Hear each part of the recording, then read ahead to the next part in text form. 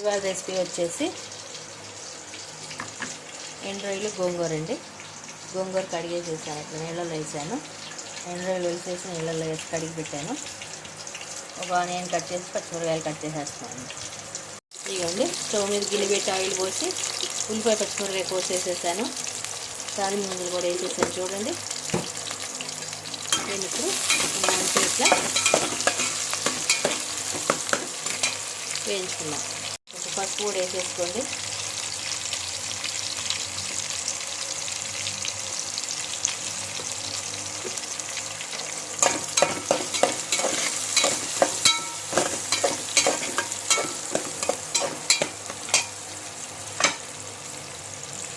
ఇవ్వండి, ఇందాక ఎండు రొయ్యలు మొత్తం శుభ్రంగా కడిగి పెట్టేశానండి. ఇప్పుడు తాలింపులో వేసేసుకోండి.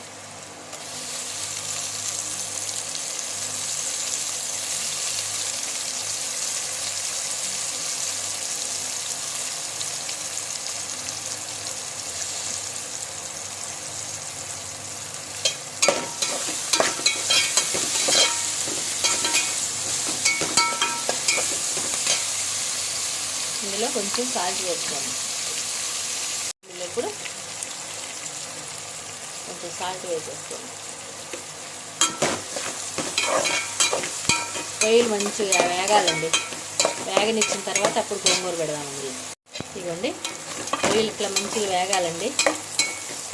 వేగిన తర్వాత గోంగూర ఇట్లా కట్ చేసి పెట్టాను. ఆకులు అయితే మరీ ఆకులు కింద వస్తుంది, కొంచెం కట్ చేసేసాను. ఇప్పుడు ఈ గోంగూర ఇందులో పెట్టేసుకోండి.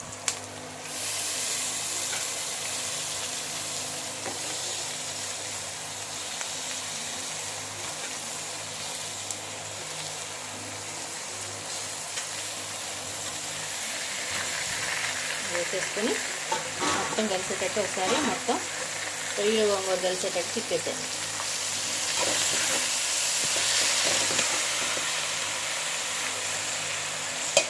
మొత్తం కలిసేటట్టు ఒకసారి మిక్స్ చేసేసాను. ఇదిగోండి, ఇట్లా కలిపేసేసి శుభ్రంగా ఇదిగోండి ఒకసారి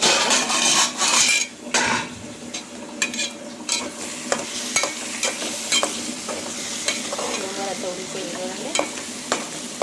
ఈ టైంలో ఒక చిన్న గ్లాస్ వాటర్ పోయండి. కొంచెం వాటర్ పోయండి. వాటర్ పోసి ఇదంతా ఒకసారి కూర అంతా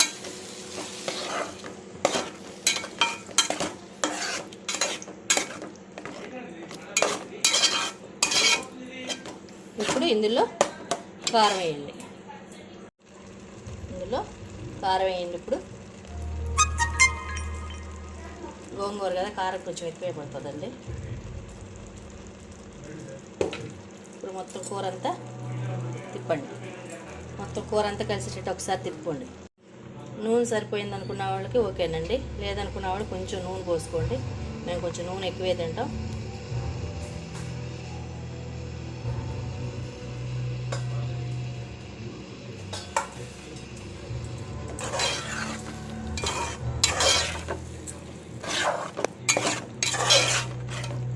ఒకసారి ఉప్పు కారం చూసుకొని బాగుంది సరిపోయింది అనుకుంటే ఓకే.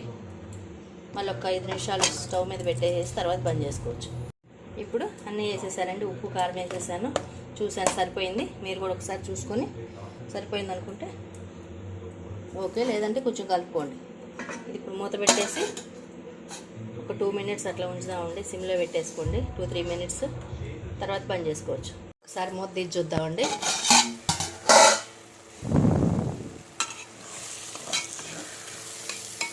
అయిపోయిందండి కూర. ఎండు రొయ్యలు గోంగూర కర్రీ రెడీ. అందరూ ఇళ్ళలో రెడీ చేసుకోండి, టేస్ట్ చేయండి. ఇదిగోండి కర్రీ ఎండు రొయ్యలు గోంగూర రెడీ అయిపోయింది. చాలా ఈజీ అండి, అందరూ ఇళ్ళలో రెడీ చేసుకోవచ్చు, టేస్ట్ చేయొచ్చు. అందరూ రెడీ చేసుకోండి, ఇళ్ళలో టేస్ట్ చేయండి. బాయ్.